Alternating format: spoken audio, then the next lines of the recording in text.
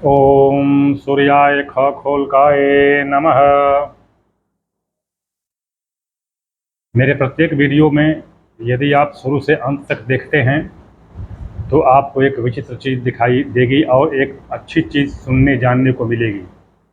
जैसा कि मैं पहले बता दूं कि मेरा वीडियो कोई मनोरंजन से भरपूर नहीं होता है, न किसी राजनीति से प्रेरित होता है। तो कुछ लोग ऐसा होता है कि मनोरंजक वीडियो ढूंढते हैं और वो शुरू में देख लेते हैं कि कुछ है नहीं, बस छोड़ देते हैं और नहीं देखते हैं। जो कुछ देखते भी हैं तो वो अंत तक नहीं देखते हैं, जिससे वास्तविक चीज़ का पता नहीं चल पाता है। मैं इसमें बता रहा हूँ कि बुध नवग्रह में एक बुध ग्रह है जो नपुंसक कहा जाता है।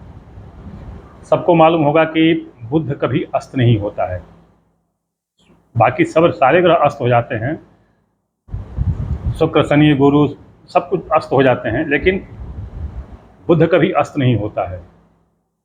बुध न तो पापी है न शुभ ग्रह है।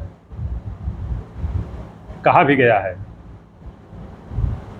कि क्षीणश्चंद्रो रविर्भौमो पापो राहुः शनिः शिखिः बुधो अपि तैर्युतो पापो बुधो अपि तैर्युतो पापो।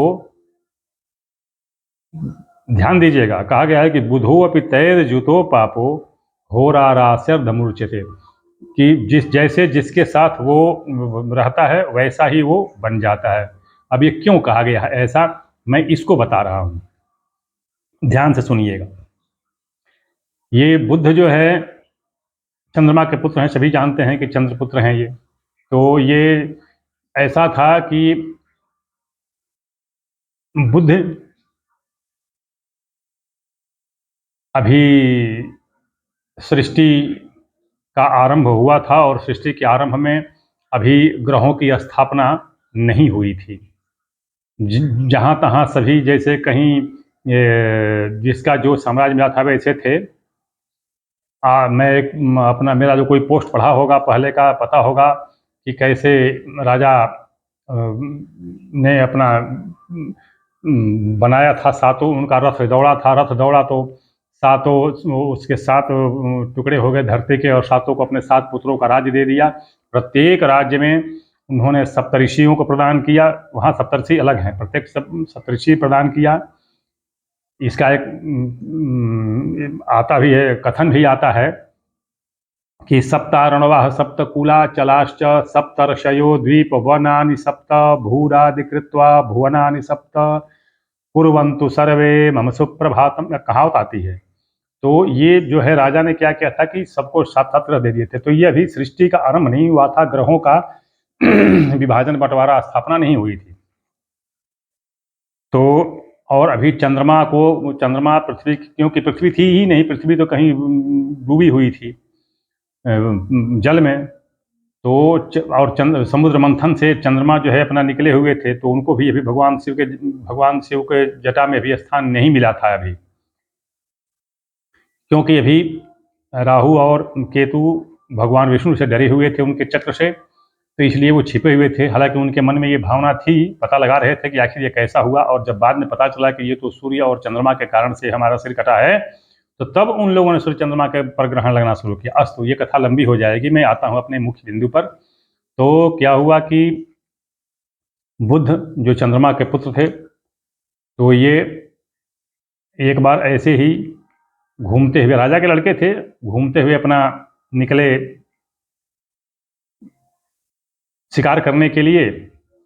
तो ये आपको पता होगा, एक जो प्रयागराज है इलाहाबाद पुराना, तो उसके पास में एक झूसी जगह है।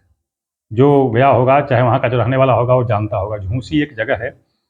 तो और झूसी में ही ये आपको पता है कि उल्टा राजा का महल वहीं पर है। उल्टा महल भी है वहाँ, उलटवासी होती ही है। उन्हीं के पर कहावत बड़ी है कि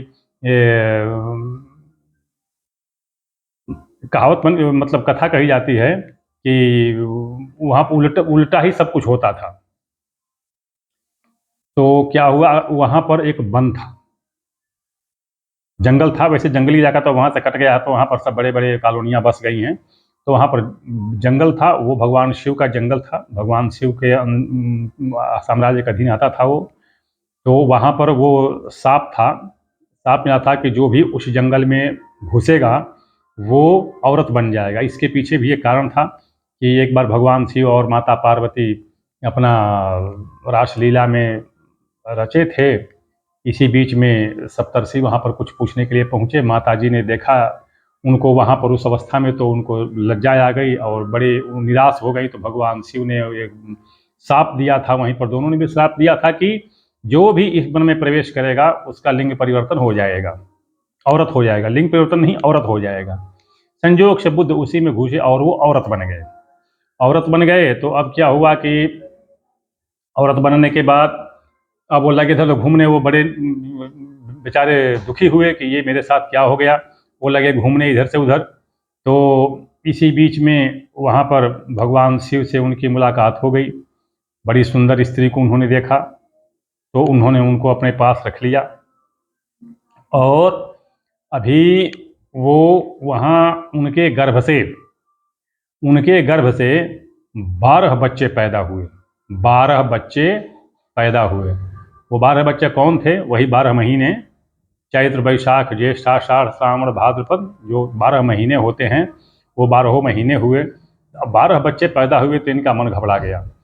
फिर इन्होंने नारद जी पहुँचे। नारद जी भगवान शिव से प्रार्थना किए कि ऐसे ऐसे है। इन्होंने भी प्रार्थना किया तो इन्होंने, भगवान शिव ने उनको मुक्ति दे दी। बोले कि ठीक है, मुक्ति देता हूँ, लेकिन श्राप से मुक्ति इसलिए नहीं हो पाएगी क्योंकि मेरा श्राप अटल होता है। तो ये ऐसा होगा कि भाई तुम 6 महीने पुरुष रहोगे, 6 महीने स्त्री रहोगे। तो बुद्ध जो है वहाँ पर फिर वापस जंगल से बाहर निकले, लेकिन तब तक उनके पेट में एक बच्चा आ गया था। तो जब बाहर निकलते निकलते वो बच्चा पैदा हुआ। वही 13वां महीना क्या होता है? अधिमास और क्षयमास, मलमास, तो वही होता है, अस्त जो भी हो। तो अब ये इसलिए बुद्ध को नपुंसक कहा जाता है, क्योंकि वो पुरुष भी हैं स्त्री भी हैं, इसलिए नपुंसक कहा जाता है। अब क्या होता है कि सूर्य के पास रहने से वो अस्त नहीं होते हैं। देखिए, ये कथा पौराणिक कथा है और तर्कसम्मत है, शास्त्र सम्मत है। इस कथा को लोग बहुत तरह से कहते हैं, कई तरह की कथाएं आपको मिल जाएंगी। जो भी हो, इसके पीछे कारण ये है। तो बुद्ध जो है नपुंसक ग्रह है, वो जिसके साथ रहता है वैसा ही बन जाता है। अब देखिए कुंडली में, इसका कुंडली में कहते हैं कि ये यहाँ पर शुभ हो गया, यहाँ पर अशुभ हो गया। एक बात मैं बता दूं कि बुद्ध जो है अशुभ अशुभ करता है जिसको कुंडली की पहचान करनी है। जन्म कुंडली सही बनी है नहीं बनी है, तो बुद्ध को देखे कि बुद्ध जन्म कुंडली में किस स्थान पर, क्योंकि पहली बात जो है नपुंसक है, ये इससे कुछ बुद्ध से कुछ अच्छा बुरा प्रभाव, खराब प्रभाव या नहीं मिलता। तो वो तो खैर अलग की चीज़ है। बुद्ध से कुंडली की पहचान की जा सकती है। बुद्ध देखिए कि किस घर में पड़ा हुआ है। उससे भी छोटा मतलब सूक्ष्म में जाइए, देखिए किस नक्षत्र में है। 27 नक्षत्र होती है, 28वीं नक्षत्र अंदर होती है, शरीर के अंदर होती है। और 27 बाहरी शरीर को सिर से लेकर के और पैर तक 27 भाग में बांटा गया है। 28वां जो होती है अभिजित, वो अंदर होती है। तो अभी देखिए कि वो किस स्थान पर पड़ा हुआ है। तो अब वो नक्षत्र को जो नक्षत्र बटा हुआ है, नक्षत्र जो बटा हुआ है, तो आप ये चार अंगुल अगर नापते चलेंगे तो आपको पता हो जाएगा कि पैर तक जाते जाते 27 पूरा हो जाएगा। क्योंकि एक तो 4 यहाँ हो जाते हैं, 1 2 3, मतलब कंधे पर 4 4 8 घेर हो जाते हैं और फिर यहाँ से नीचे निकलते हैं तो 27। तो अब यहाँ पर देखिए कि वो कहाँ पर बुद्ध है, किस नक्षत्र में बुद्ध है। 9वीं है, 10वीं है, 11वीं है, 12वीं नक्षत्र में है, 27वीं नक्षत्र में है, पहली नक्षत्र में है। तो उसको देख लीजिए। और जहाँ पर बुद्ध उस कुंडली में जहाँ पर हो, जिस नक्षत्र में हो, वहाँ पर चिन्ह होना चाहिए। किस चीज़ का? तिल का या मस्सा का, लहसन के जिसको कहते हैं, लक्षण, शुद्ध में लक्षण कहते हैं, देहात में लहसन कहते हैं। तो ये चिन्ह होगा। अगर वो चिन्ह है तो कुंडली सही है, अन्यथा गलत है।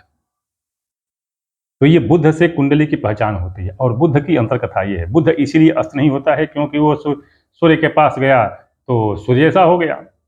शुक्र के साथ गया शुक्र जैसा हो गया, राहु के साथ गया राहु जैसा हो गया, इसलिए उसको नपुंसक कहते हैं। और उसके बाद जब बंटवारा हुआ था, वो ग्रह मंडल का बंटवारा हुआ था, तब जाकर के बुध को कहीं मिली थी जगह, और लंबी कथा है, और चंद्रमा को भगवान शिव के शीश पर मिली थी, क्योंकि चंद्रमा को बताया गया कि भाई भगवान शिव के पास ही जाओ, तो वहीं पर तुम्हारी राहु से रक्षा हो सकती है। तो खैर कथा लंबी है, वो तो फिर कभी मौका मिला तो मैं बताऊंगा। तो ऐसे है, तो ये इस तरह से बुध से कुंडली की पहचान की जा सकती है कि सही बनी है नहीं बनी है, और बुध की ये अंतर कथा है।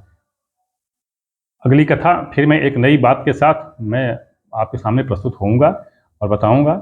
वीडियो अगर अंत तक नहीं देखते हैं तो आप देख लीजिए कि अंत तक नहीं देखते हैं को हर चीज़ को आप समझ नहीं पाएंगे, इसलिए वीडियो को अंत तक देखें। नहीं देखें कोई बात नहीं है, लेकिन अंत तक देखें, तो आपको जो वीडियो का मकसद, जो उद्देश्य है, वो समझ में आएगा। ओम श्री भुवन भास्कराय नमः।